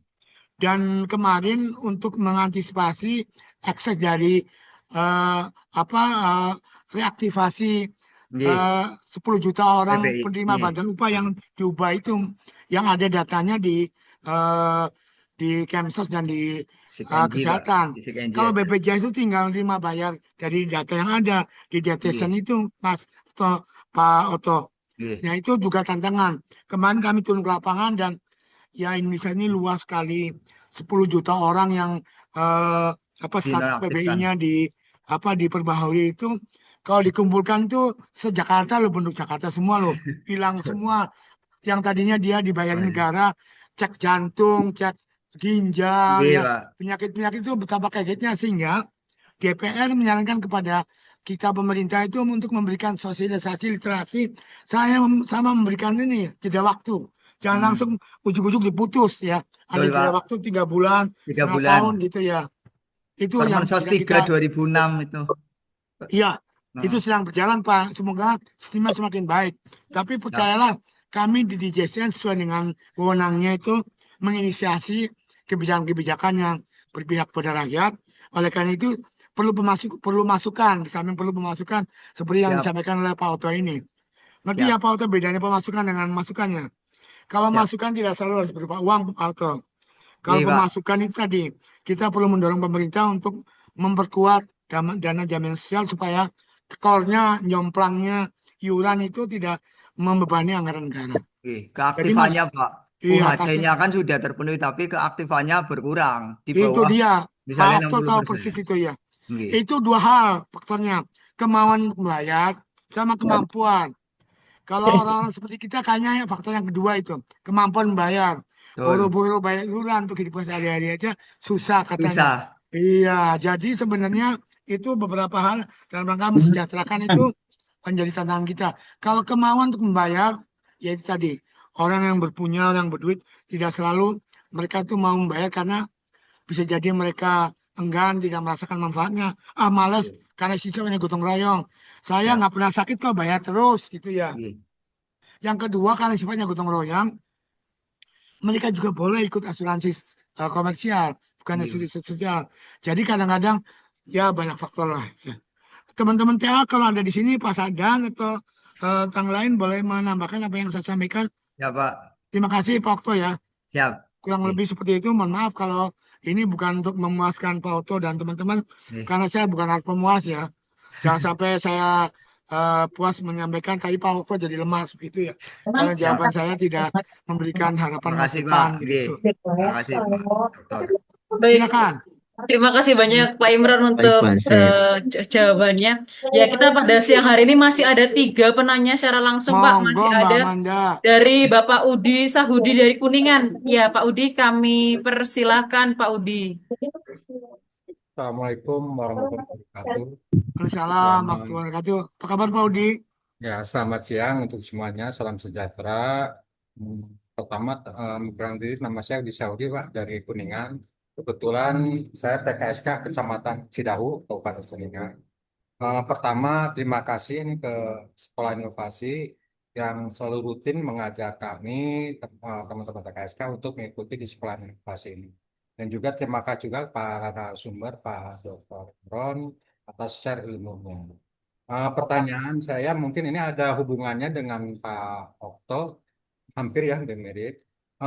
Kemarin-kemarin ya kita di lapangan dan secara nasional mungkin ya, ini ada dengan riuhnya nonaktifnya PBI JKN ya, sehingga di sana menjadi polemik atau menjadi isu nasional, sehingga ya imbas ke kami yang di lapangan harus menenangkan warga masyarakat bahwa keaktifannya ini harus segera direaktivasi dan berbagai cara untuk kembali mengaktifkan kembali gitu.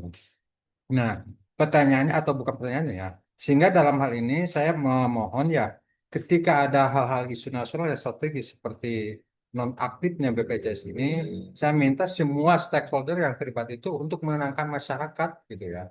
Karena ketika ketika ini nonaktif itu bukan hanya BPJS, Kemensos juga sama, Dinas Kesehatan juga sama, sampai ke atas ke pucuk pimpinan kita terkena imbasnya dari isu itu.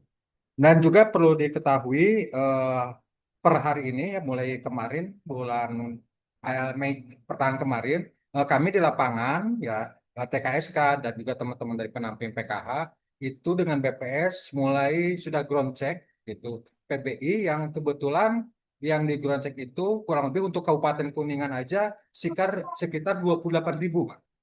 Itu kebanyakannya ya. Iya, ya, 28.000 itu kebanyakan memang PBI-nya nonaktif. Setelah dicek ternyata memang desilnya 6-10 dan itu banyak ya permasalahannya, banyak permasalahan yang di lapangan. Salah satunya dari bentuk administrasi KK dan belum oleh dan sebagainya. Nah, itu mengenai BPJS. Jadi intinya juga minta pencerahan juga dari Pak narasumber mengenai kita menenangkan masyarakat akan nonaktifnya BPJS PB ini. Selanjutnya, untuk ketenagakerjaan, alhamdulillah ya di kami di Kabupaten Kuningan itu sudah mulai ya orang itu mulai mendaftar secara mandiri BPJS Ketenagakerjaan.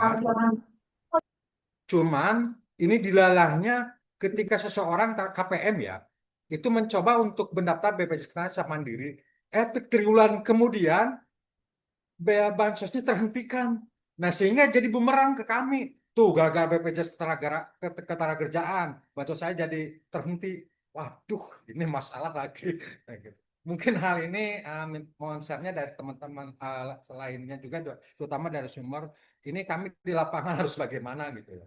Mungkin itu saja, Pak. Terima kasih. Akhirul kalam, wassalamualaikum warahmatullahi wabarakatuh. Waalaikumsalam warahmatullahi wabarakatuh. Ya baik, terima kasih Bapak Udi untuk pertanyaannya pada siang hari ini masih berkaitannya dengan seperti yang tadi Pak tentang penonaktifkan PBI seperti itu Pak Imron. Ya terima kasih. Dipersilakan Pak Imron.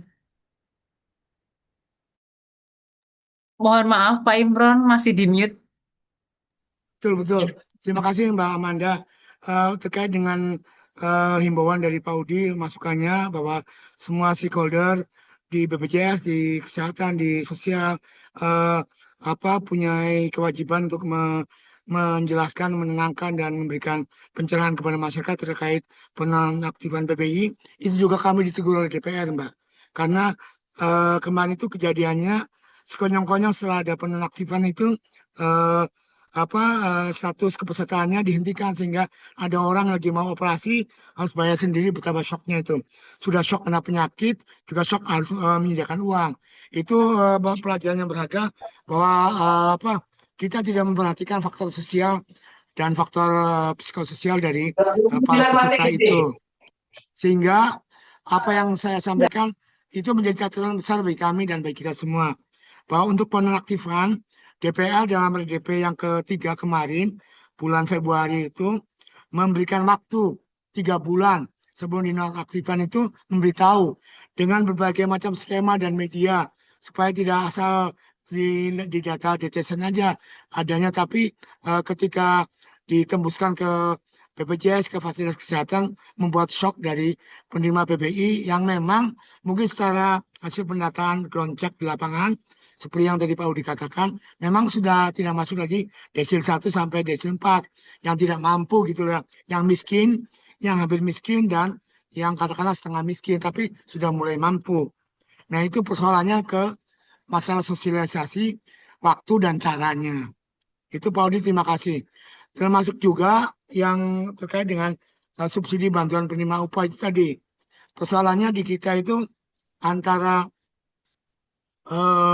apa yang menjadi tugas fungsi kementerian, kemudian apa yang menjadi tugas fungsi Badan Pengelola Jaminan Sosial, itu juga ada hal-hal yang bahasa akademisnya jangan sampai no left behind, ada orang-orang yang tertinggal begitu ya, sudah dapat bantuan sosial tapi itunya dicabut gitu. Jadi koordinasi data, kemudian cara mensosialisasikan itu juga apa yang menjadi cita-cita kita secara konseptual ya, menjadi data terpadu, bisa menjadi pelaksanaan yang baik di lapangannya. Itu menjadi catatan bagi kami, sebagai catatan saja. Terima kasih Pak Udi. Teman-teman di lapangan juga dalam rangka melakukan ground check juga saya yakin banyak pengalaman yang bisa dibagikan supaya tidak terjadi gejolak di masyarakat dan data yang ada tidak mengalami exclusion error atau inclusion error. Yang itu ada sejak saya jadi pegawai di Depsos, menjadi pekerja sosial masyarakat, menjadi pekerja sosial kecamatan, pendamping Pokmas IDT, selalu ada permasalahan-permasalahan seperti itu Pak Udi. Ada orang yang tidak berhak tapi masuk, ada orang yang tidak berhak tapi masuk, ada orang yang berhak tapi tidak masuk. Itu persoalannya di tingkat bawah, di RT, di RW, di desa, di kelurahan, di tenaga-tenaga lapangan yang itu menjadi harga masyarakat kita semua juga. Jadi pembenahannya dari semua lini ini. Kami di tingkat pusat di pemangku kebijakan selalu siap menerima masukan-masukan ini. Bahkan ada di Kemensos itu istilahnya dulu kami masih bekerja di situ, ada warga masyarakat yang tinggalnya di RT 0, RW 0 yang dia tercatat dalam administrasi kependudukan negara. Itu mereka seharusnya dapat tapi tidak dapat karena tidak ada di dalam adminduknya. Jadi persoalan-persoalan administrasi, persoalan-persoalan nyata itu masih kita alami setelah 78 tahun Indonesia Merdeka, termasuk dalam masalah jaminan sosial ketenagakerjaan dan kesehatan ini. Silakan ada masukan atau tanggapan dari Kang Dayat, silakan ada tuh. Baik. Mbak Amanda. Terima kasih Bapak untuk tanggapannya. Ya, bagaimana Pak Udi kira-kira dapat dipahami ya Pak Udi ya pemaparannya dari Pak Imran Pak Udi. Terima kasih. Baik Pak Udi, kalau sudah dapat dijawab Terima kasih ya Pak Udi terima atas kasih banyak Pak Udi. CKSK ya. CKSK Kita luar biasa ini. Kita akan lanjutkan pertanyaan selanjutnya kepada Bapak Dayat. Kami persilahkan Bapak. Silakan Pak Dayat. Ya, terima kasih Mbak Amanda. Assalamualaikum Pak Dr. Imron. Waalaikumsalam warahmatullahi wabarakatuh. Biasa. Kapan kita ke Melabur lagi nih? Wah, itu tergantung penugasan dari DCS sama BCS nih sama Poltekkes ini. Silakan Kang Haji. Siap. Ya, ini kita sering aja nih Pak Dokter. Ini terkait dengan jaminan sosial nasional ini ya. Setahu saya bahwa undang-undangnya mengatakan bahwa setiap warga negara itu wajib menjadi peserta jaminan sosial nasional. Ya, Ya, undang-undang mengatakan demikian. Namun faktanya barangkali ini Pak Dokter, dari beberapa eh, kegiatan lapangan kita empirik, ternyata masih banyak kasus itu masyarakat yang memiliki tunggakan terkait dengan BPJS Kesehatan. Nah, ini artinya kan bahwa kondisi mereka itu memang kondisi termasuk kategori orang-orang yang miskin, tidak mampu bayar.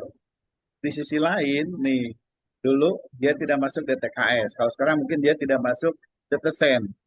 Nah, sehingga persoalan-persoalan ini menurut saya menjadi hal yang kontradiktif. Di satu sisi bahwa setiap warga negara wajib menjadi peserta jaminan sosial nasional. Di sisi lain, masih banyak warga negara yang dia menunggak dan dia tidak masuk juga dalam kategori penerima bantuan iuran.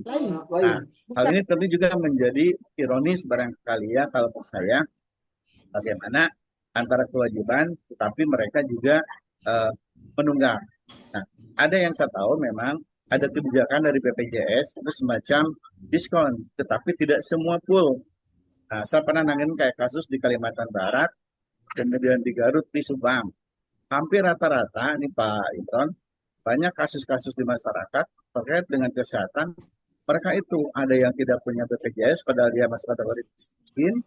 Ada juga yang dia nunggak, harus bayar dulu, padahal yang segera berobat.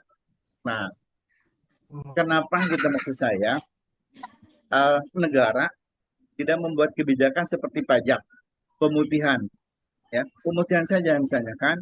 Nah, itu kasus yang pertama. Yang kedua, saya pernah ini waktu di Direktorat PSDBS, saya kebetulan waktu di bidang UGB dan PUB, Pak Imron. Jadi ada dari pengurus BPJS di Jakarta, itu konsul ke kami terkait dengan bagaimana mereka akan melakukan pengumpulan uang atau barang, penggalangan dana untuk menutup tadi tunggakan-tunggakan. Nah, kembali lagi, saya kan kaget, ironis gitu, untuk menutup utang-utang dari masyarakat, dari orang yang tidak mampu, harus melakukan penggalangan dana. Ya, tentu juga itu kan prosedurnya akan lain gitu kan. Nah, kembali, kenapa sih tidak dibuat aja kebijakan oleh pemerintah? Sudahlah kalau memang dia betul-betul tidak mampu nunggak dan dia belum mendapatkan PBI, putihkan saja, hapuskan gitu kan. Motor aja sekarang di Jawa Barat kan bisa gitu kan, Pak Ibron ya. Gubernur bilang udahlah pemutihan segala macam. Jadi maksud saya, ini kondisi-kondisi yang real, yang ada di lapangan dan pernah terjadi. Yang mudah-mudahan sekarang tidak terjadi kan. Nah, yang ketiga barangkali tadi sama menyambung dengan Pak Agus. Saya waktu di Biro Umum itu termasuk yang pertama mendaftarkan PPNPN untuk ikut ketenagakerjaan, BPJS Ketenagakerjaan. Ambil yang 4 program ya. Nah, bahkan 3 bulan setelah kejadian itu ada salah satu PPNPN yang dia kecelakaan mata. Itu kalau bayar sini 30 juta. Jadi alhamdulillah terasa manfaatnya. Kemudian bulan kemudian ada yang PPNPN yang meninggal. Alhamdulillah dapat santunan. Nah maksud saya, sebetulnya saya pribadi sangat tertarik gitu ya Pak Imron, bagaimana PNS itu juga, atau ASN lah ya, ASN, itu mengikuti program ketenagakerjaan. Karena kan ASN sekarang ini sebenarnya rentan ya, baik fisik maupun psikis. Entah dengan risiko pekerjaan, entah dampak kebijakan yang ada gitu kan. Nah, kalau kita hanya ngandalin taspen, menurut saya juga agak-agak miris ya. Karena ketika kita sedang bekerja, terjadi kecelakaan di lapangan, kan BPJS Kesehatan tidak bisa nanggung. Nggak bisa gitu kan. Nah, tapi kalau dengan BPJS Ketenagakerjaan, itu kan bisa. Jadi kalau menurut saya sebetulnya, kenapa tidak sih ASN juga sekarang didorong ikut BPJS Ketenagakerjaan? Kalau saya sangat setuju. Itu saja barangkali Pak Dokter dari saya sekedar sharing saja. Terima kasih. Assalamualaikum warahmatullahi wabarakatuh. wabarakatuh. Baik, terima kasih Pak Dayat untuk pertanyaannya masih berkaitan dengan hal yang tadi Pak. Apakah bisa dilakukan seperti pemutihan, seperti halnya kendaraan seperti itu tadi secara garis besar pertanyaannya dari Pak Dayat. Gitu Pak Iya, Imron. ada 2 pertanyaan yang sebenarnya jawabannya sudah ada di Pak Dayat sendiri. Terima kasih Pak Haji. Iya, betul Bapak. Iya, tadi saya malah mendapatkan pencerahan itu. Tapi baik saya dalam posisi sebagai pekerja atau pegawai di lembaga non struktural yang menjadi pengawas BPJS. yang mempunyai fungsi wewenang untuk membuat atau menginisiasi kebijakan. Jadi kalau posisinya seperti itu, apa yang disampaikan oleh Pak Haji Dayat itu jadi masukan. Pertanyaannya, kalau kita mau membuktikan para peserta yang tidak mau bayar karena miskin tadi, muaranya atau hulunya itu ada di pendataan. Pemerintah dalam rangka melakukan kebijakan harus berbasis pada data yang ada. Sampai 78 tahun Indonesia Merdeka atau pasca dilaksanakannya program-program anti kemiskinan 40 tahun ini, ada yang disebut sebagai kasus exclusion error maupun exclusion error itu masih terjadi. Jadi persoalannya di hulu itu adalah yang mendata itu kemampuan, kompetensi, dan amanahnya, integritasnya. Yang didata juga masyarakat, ya. Jangan ngaku miskin, tapi padahal punya. Jangan ngaku punya, tapi padahal miskin, begitu. Nah, itu kemampuan memetakan atau memotret data yang sebenarnya itu menjadi instrumen untuk melakukan kebijakan seperti Jawa Barat tadi, pemutihan. Kalau pemutihan kendaraan bermotor gampang, pemutihan pajak gampang. Nah, yang kedua, maksudnya apa basis pemutihannya? Apakah dari NIK yang ada, dari kemampuan membayar pajak, atau dari kemampuan membayar PPKP dan segala macamnya. Kalau ada datanya bahwa dia bukan wajib pajak yang besarnya sekian-sekian, berarti harus diputihkan. Itu juga masukan yang baik pada. Terima kasih. Jadi ini menjadi masukan bagi kami. Di DJSN sedang dikaji seperti itu. Basis pemutihannya apakah yang lebih gampang itu dari pajak ataukah dari data yang ada di DJSN itu bisa menjadi tumpuan atau acuan. Yang kedua terkait dengan kepesertaan pegawai negeri. Regulasinya menyatakan bahwa pegawai negeri itu baru di-cover oleh Taspen dan BPJS Kesehatan. Sementara jaminan sosial ketenagakerjaan bagi pekerja-pekerja formal dan bagi pekerja-pekerja informal atau pekerja penerima upah dan pekerja bukan penerima upah dalam tanda kutip dan dalam tanda kutip swasta atau pekerja mandiri wira swasta, baik lewat bantuan lewat iuran dari diri sendiri maupun ada bantuan dari Pemda atau dari pemerintah pusat. Jadi yang harus dirubah dulu adalah aturannya.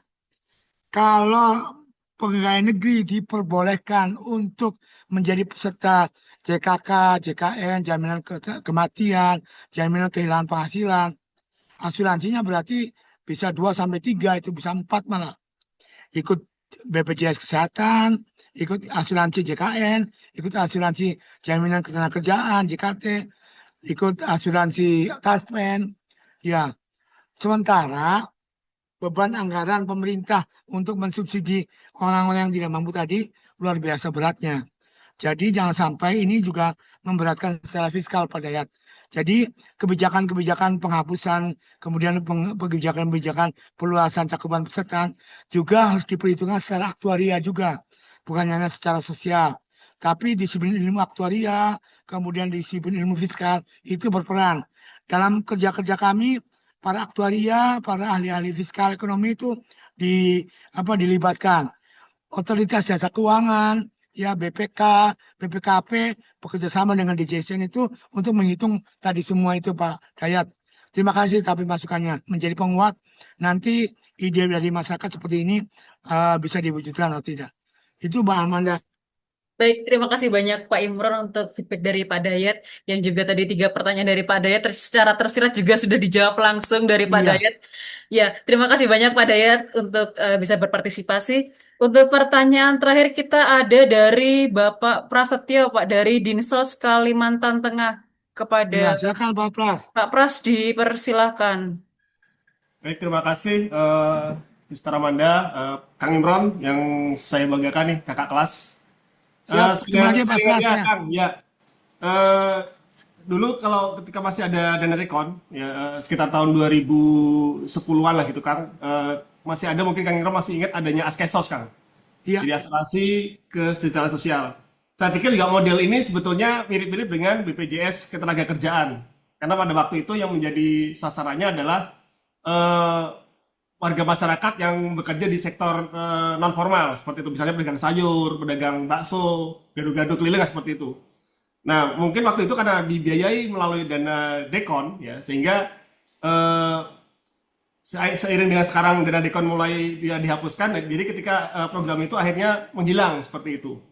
Nah, sebetulnya bagi teman-teman yang berada di dinas sosial, di tahun 2027 itu untuk pembayaran iuran BPJS Ketenagakerjaan itu menjadi program strategis nasional, seperti itu. Jadi mau tidak mau bahwa baik itu pemerintah provinsi maupun pemerintah kabupaten kota harus menganggarkan bantuan iuran lah, ya PBI-nya inilah BPJS Ketenagakerjaan seperti itu.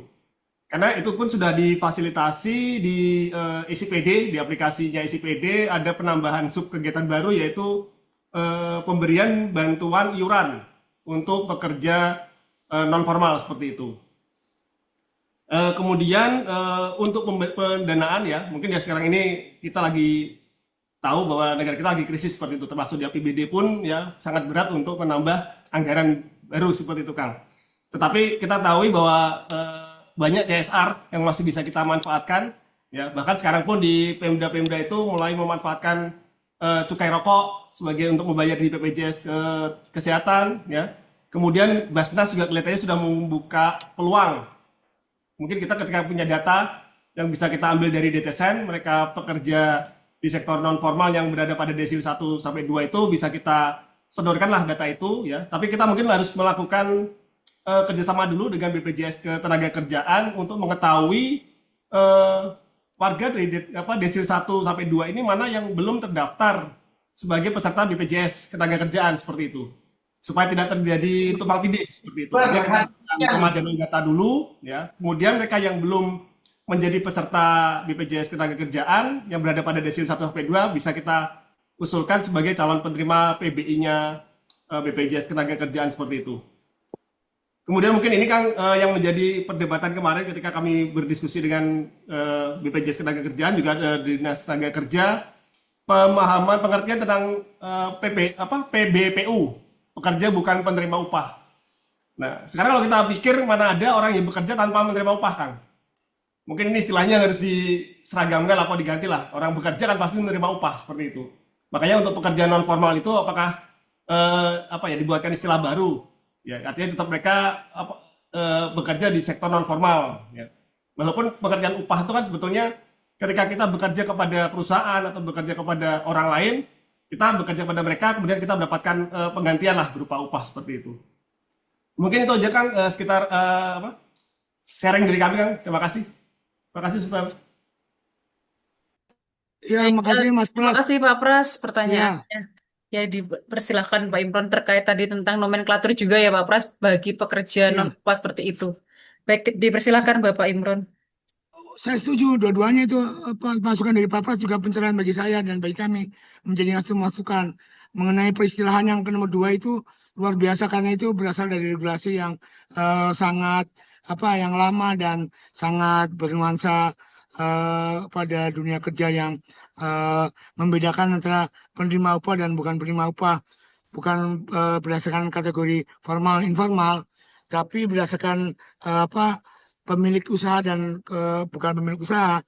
Ada yang pekerja menerima upahnya itu dari pekerja mandiri atau pekerja informal, itu namanya bukan penerima upah. Sementara penerima upah itu yang kerja di pabrik, di perusahaan seperti itu. Jadi memang perbaikan atau revitalisasi, redefinisi definisi pekerja penerima upah dan bukan penerima upah, saya setuju dengan Pak Prasetyo, harus ditinjau ulang. Itu nanti berikan masukannya ke 3 pihak Pak Prasetyo, kalau tidak ke Kemenaker, ke organisasi pemberi kerja, Kadin, Apindo, dan ke organisasi pekerja, Serikat Pekerja Seluruh Indonesia, Federasi Serikat Pekerja, dan segala macamnya. Lewat kami yang menginisiasi kebijakan didesain sebagai tusinya seperti itu, dan bekerja sama dengan kementerian atau lembaga terkait. Apalagi yang nomor 1, yang tadi itu bahwa skema seperti Askesos itu mungkin kalau masih ada kajian akademisnya bisa dijadikan sebagai satu perluasan atau kriteria atau sistem untuk jenis asuransi sosial yang bisa dikembangkan di level masyarakat, Mas Pras. Jadi sayang sekali beberapa inisiatif yang dulu dijagokan oleh Kemensos setelah ada sistem nasional itu bukan hanya nyaris tidak terdengar, tapi jangan-jangan para direksi, para pengambil kebijakan sekarang itu nggak kenal bahwa dulu kita pernah ada uji coba dan mengenalkan satu inisiasi yang namanya asuransi kesehatan sosial. Saya termasuk salah satu orang yang bekerja untuk melakukan uji coba dan merintisnya Pak Pras. Saya ingat banget selesai S3 itu tahun 2010 masih keliling Indonesia untuk melihat uji coba itu berhasil atau tidak. Jadi poinnya untuk Kaskesos itu bisa kita inisiasi kembali untuk diperkenalkan sebagai salah satu skema dari asuransi sosial ketenagakerjaan dan asuransi sosial kesehatan yang bisa menjadi alternatif untuk perluasannya. Makasih Pak Pras. Sukses selalu. Ya, masih lama pensiunnya ini. Masih 5 tahun lagi, Pak. Alhamdulillah, mudah-mudahan terkabul cita-cita kita untuk tadi itu perluasan skema asuransi sosial lewat apa yang pernah digagas di asuransi sosial maupun yang tadi disampaikan di ide yang kedua itu bisa kita wujudkan semua. Makasih. Baik, terima kasih banyak Pak Imron untuk paparannya dan juga Pak Pras untuk feedbacknya dari juga penanyaannya. Bapak Ibu yang terkasih, rekan-rekan pekerja sosial yang terkasih, tidak terasa kita sudah sampai di ujung sesi kita di webinar pada siang hari ini. Namun sebelum kita mengakhiri webinar kita pada siang hari ini, saya mohon izin Bapak Ibu untuk dapat menyalakan kameranya. Kita akan melakukan sesi dokumentasi terlebih dahulu pada kegiatan kita sore hari ini. Seperti itu. Ya Bapak Ibu, kita ada 9 layar pada siang hari ini. Saya akan memulai terlebih dahulu di layar yang pertama. Baik, 1, 2, 3, izin Bapak Ibu. Oke, saya lanjut ke layar kedua. 1, 2, 3, izin. Oke, kemudian kita masuk ke layar yang ketiga. Ada di layar yang keempat. Layar yang kelima. Layar keenam. Layar ke-7. Layar ke-8. Dan terakhir kita ada di layar ke-9. Baik, Bapak Ibu, rekan-rekan Peksos yang terkasih, Pak Imron yang terkasih, terima kasih banyak atas sharingnya, atas pemaparan materi kita pada siang hari ini. Izinkan saya, Pak Imron, untuk sedikit meresum Pak hasil dari kegiatan webinar yang bisa eh, saya rinci pada siang hari ini. Ya. Silakan. Sebagai penutup, izinkan saya menyampaikan beberapa poin penting dari materi yang telah dipaparkan. Ya, yang pertama yaitu bahwa Sistem Jaminan Sosial Nasional merupakan program negara yang bertujuan untuk memberikan perlindungan sosial bagi seluruh masyarakat dalam menghadapi berbagai resiko kehidupan, seperti halnya sakit, kecelakaan kerja, kehilangan pekerjaan, hingga jaminan masa tua. Yang kedua yaitu penyelenggaraan SJSN didasarkan pada prinsip kemanusiaan, manfaat, dan keadilan sosial, serta dijalankan dengan prinsip gotong royong, akuntabilitas, dan kepesertaan wajib. Dan sebagai poin yang ketiga, program SJSN mencakup berbagai bentuk perlindungan, antara lain jaminan kesehatan, jaminan kecelakaan kerja, jaminan hari tua, jaminan pensiun, jaminan kematian, serta jaminan kehilangan pekerjaan. Dan yang keempat, tantangan utama dalam penyelenggaraan jaminan sosial saat ini adalah masih rendahnya literasi masyarakat, kepatuhan dalam membayar iuran, serta perlunya perluasan cakupan kepesertaan, khususnya pada pekerja sektor informal. Serta yang terakhir, yang kelima, yaitu adalah bahwa jaminan sosial memiliki peran strategis dalam mewujudkan kesejahteraan sosial yang inklusif, serta mendukung pembangunan sumber daya manusia yang sehat, terlindungi, dan sejahtera. Dengan demikian dapat kita pahami bersama bahwa jaminan sosial bukan hanya program pemerintah, tetapi merupakan hak dasar setiap warga negara yang perlu dipahami, dimanfaatkan, dan didukung bersama. Sebagaimana yang telah disampaikan, tidak ada keadilan sosial tanpa jaminan sosial. Keren, Bang Amanda. Akhir kata dari saya, Amanda Tiara Kusuma, pamit undur diri. Wassalamualaikum warahmatullahi wabarakatuh. Terima kasih Pak Imron, Bapak Ibu. Ke Jogja lewat Pasar Senen. Mbak Wanda Cakep. memang keren. Terima kasih Pak Imron. Terima kasih Pak Imron. Nah, Kapan ke Jogja terima Pak kasih Imron? semuanya. Wih, Ditunggu di Jogja Pak Imron. Cakep. Pemateri memang cakep. makasih Tenang. Pak Imron. Materi memang kayak materinya memang emoy. Apa? Keluar mu deh. Salam. Ya, Assalamualaikum.